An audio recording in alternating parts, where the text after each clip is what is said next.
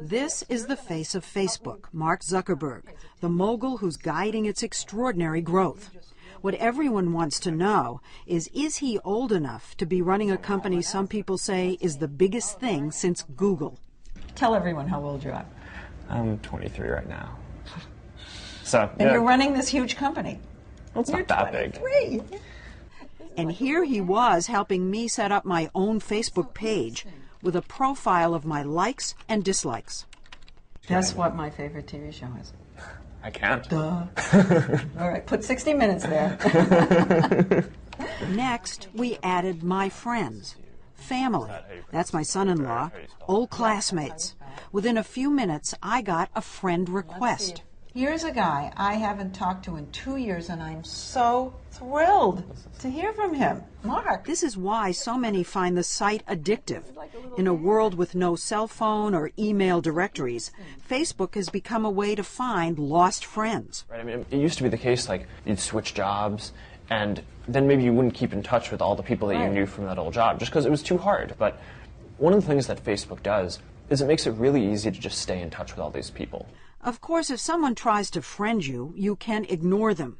And privacy settings allow you to deny access to your page, say, to your boss or your parents. Good afternoon, Facebook. How may I help you? Facebook headquarters in downtown Palo Alto looks like a dorm room. The 400 employees who get free food and laundry show up late, stay late, and party really late. Zuckerberg, who's made the cover of Newsweek and is reportedly worth $3 billion, sits at a desk like the other software engineers writing computer code. Have you changed your lifestyle? You don't look like you're buying really expensive clothes. No, I'm not buying really expensive clothes. Are you buying things? Are you buying things that you would No, I have a little, like, one-bedroom apartment with a mattress on the floor. That's where I live. It's almost like a Disney movie. Right. 23-year-old kid takes over a major company. Right. Kara Swisher, who used to write about Silicon Valley for the Wall Street Journal and now has a blog, All Things Digital, has called him the toddler CEO. What do you think it's done to him as a person to be 23 years old? I think it's hard. I think when all of a sudden you're the smartest person in the world and you're the meal ticket for everybody, and this is the big hit. This is the new Google at this point. And so Mark is under a lot of pressure because everybody wants something from him. Like the founders of Google, Larry Page and Sergey Brin, Mark Zuckerberg is looked up to in Silicon Valley as a visionary. You seem to be replacing Larry and Sergey as the people out here who everyone's talking about. You're just staring at me. Is that a question? Yeah, We were warned that he can be awkward and reluctant to talk about himself. So we turned for help to his Facebook page, which says he's a Harvard alum. You're not a Harvard alum. That's true. We don't have a setting for dropout. So.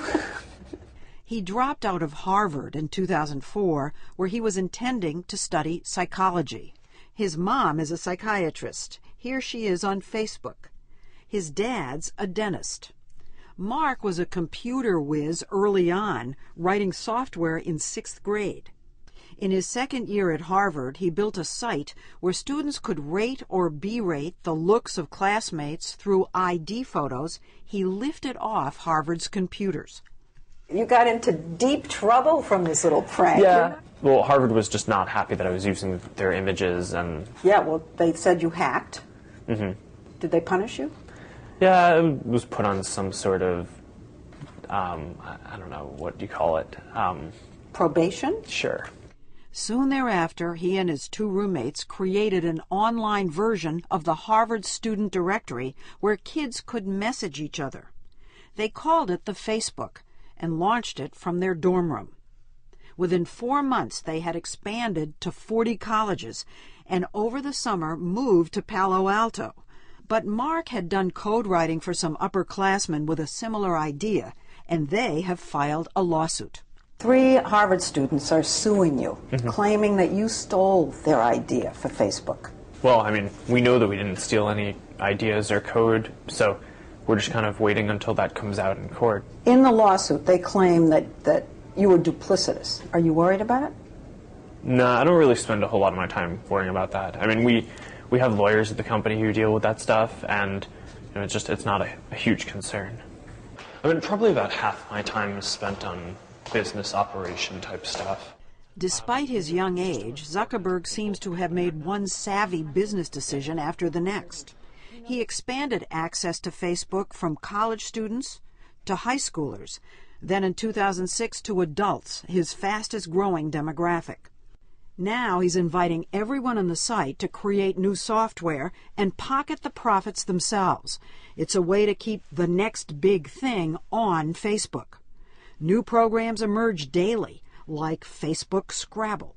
I actually have a couple games going on now with my grandparents. So they got on Facebook and we started playing Scrabble together. So Facebook is changing the way we communicate with our friends and with our grandparents.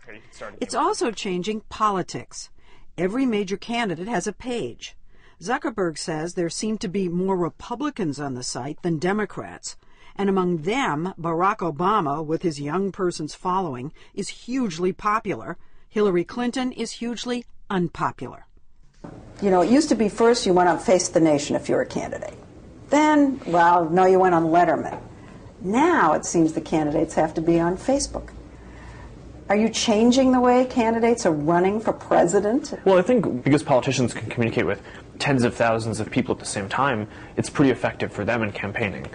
Facebook is growing so quickly, there's talk of it becoming a giant slayer. Is Facebook a challenge to Google? I think they are.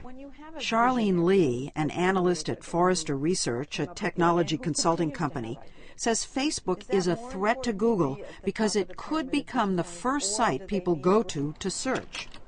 Say you want information about a family vacation in Maui. Lee says when you check Google, you could get a list of almost 200,000 hits. Versus I can go on Facebook. I can go and ask my friends.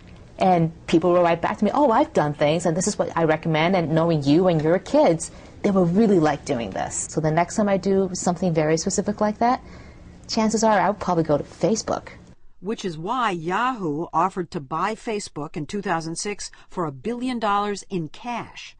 Zuckerberg declined, but then Microsoft swooped in and bought 1.6% of the company for $240 million. That meant that Bill Gates valued Facebook at $15 billion, roughly the same as Ford or CBS. Some analysts say that's wildly unrealistic, since Facebook has yet to figure out how to make money off its huge audience. Is it true that you don't make that much money? I think that's a pretty relative thing. But I mean, as a private company, we just have the advantage of not necessarily having to report to the outside world all of our financials. He may duck the question, but there's no getting around the fact that Facebook needs to find a way to generate revenue. And so Zuckerberg is experimenting with ads, trying to cash in on his users' own recommendations. Say you write on Facebook that you like a certain movie. That's turned into an ad. Or maybe you like a scarf from Bloomingdale's. So this isn't an ad that's going to go to a lot of people. Basically, when you put that information in your profile that you bought a scarf and that you like that scarf, right? That's something that your friends might find interesting, right? So what we do is we might show that information to your friends a little bit more proactively as an ad, right? So it But wouldn't with go me to in the ad? Yeah, but that would basically be the ad.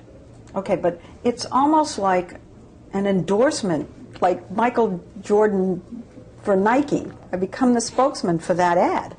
Well, that's what you're doing when you're putting that information in your profile. The real trouble started when they began using a tracking program called Beacon that monitors what you buy on over 40 websites and automatically reports it to your friends without explicit permission. People signed up for Facebook thinking that it was a way to just stay in touch with their friends. And now some of them feel that there's some snooping going on. Is there any concern you're turning Facebook into something much more commercial? I actually think that this makes it less commercial. I mean, what would you rather see? A banner ad from Bloomingdale's or that one of your friends bought a scarf? But when a Facebook user bought his wife a diamond ring online, the surprise was ruined because Beacon notified all his friends and his wife about it on Facebook. With stories like that, criticism of Beacon began to build. But Zuckerberg dug in his heels until he had a full-blown PR disaster on his hands, including petitions and bloggers writing obituaries. Well, I guess this shows how difficult it is for a company like yours to make money through advertising and protect people's real privacy and their sense of privacy. You know, it might take some work for us to get this exactly right. This is something that we think is going to be a really good thing. Not a real answer to the privacy question, more like the canned response of a typical business executive. There have to be ads either way because we have to make money. I mean, we have 400 employees, and we have to support all that and make a profit. But 3 big advertisers threatened to pull out, and Zuckerberg was forced to relent. He agreed to amend Beacon, making it easier for users to turn it off, and he apologized. So do you think that Mark failed as a leader in the Beacon Absolutely. fiasco? Yes. What do you want to call it? What were his mistakes? His mistake was doing it. Doing it, period. His mistake was not explaining it to people. His mistake was not backing off very quickly when it was clear that it was a problem. I just feel like you see some of these mistakes they're making very early on, and you worry where the judgment is. Is he a good CEO? I don't know. I think he's very young. But those around Zuckerberg say he is learning fast. He might still wear a hoodie and no socks, but he's becoming a suit as he ponders whether to take his company public this year. This would be a good place to announce that. I think what I can announce is that it is highly unlikely that we will go public in 2008. And when going public makes sense to do, we'll do that, and maybe that's 2 years out, maybe it's 3 years out.